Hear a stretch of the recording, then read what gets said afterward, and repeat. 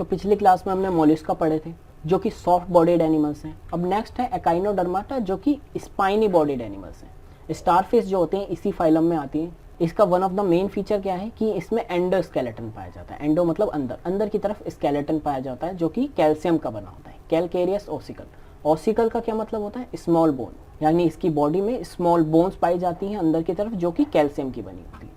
और यही एंडोस्केलेटन और इसकी स्किन जो है स्पाइंस फॉर्म करती है। आप इसकी बॉडी पे देख रहे होंगे स्पाइंस प्रेजेंट है। ये स्किन और ये एंडोस्केलेटन जो है मिलके स्पाइन फॉर्म करते हैं और इसी से इस फाइलम का नाम ड्राइव हुआ है। इसमें जो आप एकाइनो देख रहे हैं ये ग्रीक वर्ड से ड्राइव हुआ है एकाइनोस, जिसका मतलब होता है स्पाइनी। और डर्मा, जैसे कि आप जानते हैं डर्मेटोलॉजी, डर्मा मतलब होता है स्किन। तो इनकी स्किन्स पे जो है स्पाइंस प्रेजेंट होते हैं, स्पाइनी बॉडीड हो जाते हैं। और जबकि पिछले फाइलम में क्या था मोलस्का में, वो सॉफ्ट बॉडी होते। एक और मेन फीचर कि ये सारे मैराइन होते हैं, इसमें कोई भी फ्रेश वाटर नहीं है। जैसे कि हमने पढ़ा था टीनोफोरा में, एकाइनोडर्माटा भी उसी की तरह मराइन है। और आगे हम एमिकोडाटा पढ़ेंगे इसके बाद, वो भी मराइन होते हैं। नेक्स्ट कि ये फ्री लिविंग होते हैं। अभी तक हमने कुछ फाइलम में क्या देखा था पीछे के कि वो पैरासाइट का काम करते हैं। एक्सो या एंडो दोनों तरीके के पैरासाइट वो हो सकते हैं, लेकिन ये कैसे हैं? ये फ्री लिविंग है। ये वाटर के एकदम जो समुद्र होता है उसकी गहराई में पाए जाते हैं, यानी बॉटम डवेलर्स होते हैं ये। नेक्स्ट कुछ कॉमन बातें, ट्रिप्लोब्लास्टिक होते हैं, सिलोम बॉडी होती है इनके पास। नेक्स्ट कि ये रेडियल सिमेट्री होते हैं, जैसे कि आप यहाँ पे देख रहे हैं इसमें 5 तरीके के एक्सिस हैं। लेकिन एक इंपॉर्टेंट बात कि इसके जो लार्वा होते हैं वो बाइलेटरल होते हैं, यानी इसके जो लार्वा हैं वो मोर डेवलप हैं on the basis of symmetry then their adult form. तो आपको याद रखना है जो इनकी एडल्ट फॉर्म है वो तो रेडियली सिमेट्रिकल है, लेकिन जो ये लार्वा होते हैं वो बाइलेटरल सिमेट्री है। अब इसे आप पता लगा सकते हैं कि ये डेवलपमेंट इसमें इनडायरेक्ट होता है क्योंकि इसमें लार्वा फॉर्म होते हैं। नेक्स्ट इसका सबसे main feature water vascular system. जैसे कि हमने पॉरीफेरा में पढ़ा था, फाइलम पॉरीफेरा के में, उसमें वाटर कैनाल सिस्टम पाया जाता है। ऐसा ही इसमें वाटर वेस्कुलर सिस्टम है। और दोनों में सिमिलैरिटीज और डिफरेंस दोनों मिलेंगे। जैसे कि अगर हम वाटर कैनाल सिस्टम की बात करें तो वो लोकोमोशन में हेल्प नहीं करता, लेकिन वेस्कुलर सिस्टम करता है। और जो कैनाल सिस्टम है वो रिप्रोडक्शन में हेल्प करता है, उसमें से स्पर्म्स जो है वो अंदर आ जा सकते हैं, लेकिन ये रिप्रोडक्शन में हेल्प नहीं कर सकता। तो इसके सिमिलैरिटीज और डिफरेंस हैं। ये रेस्पिरेशन में दोनों हेल्प करते हैं, कैप्चरिंग फूड में भी दोनों हेल्प करते हैं, एक्सक्रीशन में भी दोनों हेल्प करते हैं, वाटर कैनाल सिस्टम भी और वेस्कुलर सिस्टम भी। लेकिन लोकोमोशन और रिप्रोडक्शन दोनों के अलग अलग फीचर हैं। वेस्कुलर सिस्टम लोकोमोशन में हेल्प करता है और कैनाल सिस्टम जो है वो रिप्रोडक्शन में हेल्प करता है, और दोनों का स्ट्रक्चर भी अलग है। बस आपको कंफ्यूज नहीं होना है एग्जाम में कि वेस्कुलर सिस्टम किस में पाया जाता है और कैनाल सिस्टम किस में पाया जाता है। तो हम इसमें बात करते हैं। आप जैसा कि स्टार फिश को देख रहे हैं तो इसके बारे में बात करते हैं। ये है एक वाटर वेस्कुलर सिस्टम। अगर हम इसकी प्लेसमेंट देखें कि किस तरह प्रेजेंट होता है, तो एक स्टार फिश का एक सेक्शनल डायग्राम है, और जो आप यहाँ देख रहे हैं अंदर की तरफ ये एक वाटर वेस्कुलर सिस्टम है पूरा। ये पूरा एक वाटर वेस्कुलर सिस्टम है पेंटागोनल शेप में। इसका सबसे पहला स्ट्रक्चर है ये मैड्रीपोराइट। मैड्रीपोराइट में पोर्स प्रेजेंट होते हैं, और इन्हीं पोर्स की बदौलत जो पानी है वो मैड्रीपोराइट में एंटर करता है। और नीचे ये आप देख रहे हैं ये है स्टोन कैनाल। ये स्टोन कैनाल में फिर वाटर एंटर करता है, फिर स्टोन कैनाल से इसमें आता है रिंग कैनाल में, और फिर रिंग कैनाल से होते हुए इसमें जाता है रेडियल कैनाल में। रेडियल कैनाल से फिर ये आप जो देख रहे हैं ये लेटरल कैनाल में जाता है, और लेटरल कैनाल से ट्यूब फीट में जाता है। और यही वाटर का जो ट्रांसपोर्टेशन है इसी की मदद से लोकोमोशन, रेस्पिरेशन में और एक्सक्रीशन में हेल्प मिलती है। और जब वाटर इन कैनाल से ट्रांसपोर्ट होता है ट्यूब फीट की तरफ, उसी की वजह से ये चारों फंक्शन परफॉर्म होते हैं, लोकोमोशन, रेस्पिरेशन और कैप्चरिंग ऑफ फूड और एक्सक्रीशन। जब वाटर ट्यूब फीट में एंटर करता है तो हाइड्रोलिक प्रेशर की वजह से ये सारे ट्यूब फीट कोऑर्डिनेशन में मूवमेंट दिखाते हैं, और इसी कोऑर्डिनेशन मूवमेंट की वजह से जो है स्टारफिश मूव करती है। और ये जो ट्यूब फीट है ये गिल्स की तरह भी काम करते हैं। एक तरीके का इनका रेस्पिरेटरी ऑर्गन भी ट्यूब फीट है, जिसकी वजह से एक्सचेंज ऑफ गैसेस होता है और रेस्पिरेशन में हेल्प मिलती है।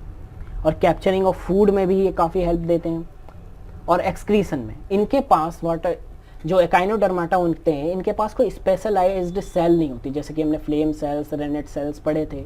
इसी वजह से इसमें एक्सक्रीशन सिस्टम एब्सेंट होता है। तो एक्सक्रीशन जो है वो यही ट्यूब फीट ही वाटर वेस्कुलर सिस्टम ही करता है, जिसकी वजह से जो मेटाबॉलिक वेस्ट हैं वो बॉडी से बाहर की तरफ निकलते हैं। तो आपको इसमें ज़्यादा याद नहीं करना है, एनसीईआरटी में बस ये बता रखा है कि वाटर वेस्कुलर सिस्टम एकाइनोडर्माटा में प्रेजेंट होता है, जो कि हेल्प करता है लोकोमोशन में, रेस्पिरेशन में, कैप्चरिंग ऑफ फूड में और एक्सक्रीशन में।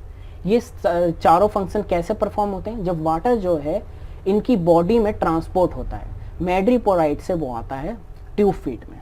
तो इसी की वजह से एक हाइड्रोलिक प्रेशर फॉर्म होता है बॉडी में, जिसकी वजह से लोकोमोशन होता है, एक्सचेंज ऑफ गैसेस होती हैं, फूड कैप्चरिंग भी होती है और एक्सक्रीशन भी होता है।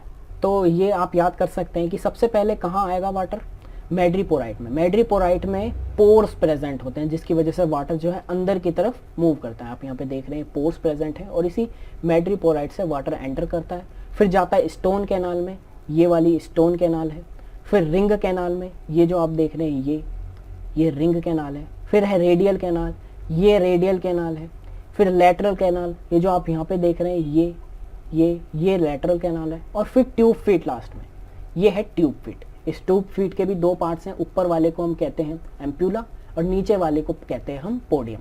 और सबसे नीचे आप सकर देख रहे हैं जो कि कैप्चरिंग ऑफ फूड में भी हेल्प करेगा। और आप अंदर की तरफ ये ब्लैक डॉट्स जो देख रहे हैं, इनको कहते हैं हम टीडमैन्स बॉडी।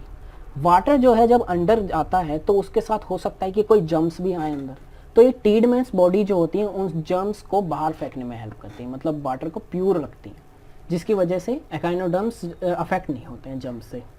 तो ये है इसका वाटर वेस्कुलर सिस्टम, काफ़ी इंपॉर्टेंट है, आपको याद रखना है वाटर कैनाल सिस्टम क्या है और वाटर वेस्कुलर सिस्टम क्या है। वाटर कैनाल सिस्टम जो है वो पोरीफेरेंस दिखाते हैं और वाटर वेस्कुलर सिस्टम कहाँ प्रेजेंट होता है, एकाइनोडर्मेटा में। दोनों के फंक्शन भी आपको पता है। नेक्स्ट, इसमें organ system level of organisation present होता है। डाइजेस्टिव सिस्टम जो है वो कंप्लीट है, यानी माउथ भी प्रेजेंट होगा और एनस भी प्रेजेंट होंगी, दो ओपनिंग्स प्रेजेंट होंगी, एक खाना लेने के लिए और एक खाना बाहर निकालने के लिए। लेकिन सबसे इंपॉर्टेंट बात क्या है जो कि एनसीईआरटी में भी लिखी है कि माउथ जो होता है वो वेंट्रल साइड पे प्रेजेंट होता है और जो एनस है वो डोर्सल साइड पे प्रेजेंट होता है। इनके पास कोई एक्सक्रीटरी सिस्टम नहीं होता है, यानी कोई स्पेशल सेल इसमें प्रेजेंट नहीं है। डायोसियस होते हैं, यानी जो सेक्सेस हैं वो सेपरेट हैं। एक्सटर्नल फर्टिलाइजेशन होता है। डेवलपमेंट जो है इनडायरेक्ट है, जब ये लार्वा फॉर्म करते हैं, और इनके लार्वा कैसे होते हैं, बाइलेटरल सिमेट्रिकल। और जो एडल्ट फॉर्म है वो होती है रेडियल सिमेट्रिक। और ये इसके कुछ एग्जाम्पल हैं जो कि एनसीईआरटी में दे रखे हैं, आपको याद होने चाहिए। तो इस फाइलम में यहीं तक था। अब जो नेक्स्ट जो फाइलम है वो है हेमिकॉर्डेटा, उसके बाद कॉर्डेटा, और फिर ये चैप्टर खत्म हो जाएगा। ये एकाइनोडर्माटा जो है इसमें से सबसे इंपॉर्टेंट जो बात है कि इसकी सिमेट्री को लेकर और वाटर वेस्कुलर सिस्टम को लेकर और इसके डाइजेस्टिव सिस्टम को लेकर कि माउथ और एनस, एक माउथ जो है वो वेंट्रल साइड पे है और जो एनस जो है वो डोर्सल साइड पे है। और इसका नर्वस सिस्टम की अगर मैं बात करूँ, इसमें ब्रेन प्रेजेंट नहीं होता, ब्रेन लेस होते हैं। अगर आप याद करो एक शो आता था स्पंज बॉब स्क्वायरपैंट्स, उसमें एक पैट्रिक होता था जो कि स्टारफिश है, और उस पैट्रिक में भी दिमाग नहीं था, वो मतलब काफ़ी कॉमेडी कैरेक्टर था जो कि बेवकूफ़ हरकतें करता था। वो इसी को दर्शा रहा है, आप इससे याद कर सकते हैं कि वो बेवकूफ़ था, उसमें दिमाग नहीं था। तो आपको याद रखना है इसमें नर्वस सिस्टम तो प्रेजेंट है लेकिन ब्रेन प्रेजेंट नहीं है, ब्रेन लेस ऑर्गेनिज्म पाए जाते हैं इसमें। तो इस फाइलम में यहीं तक था। अब नेक्स्ट फाइलम पढ़ेंगे Hemichordata. So wait for the next lecture.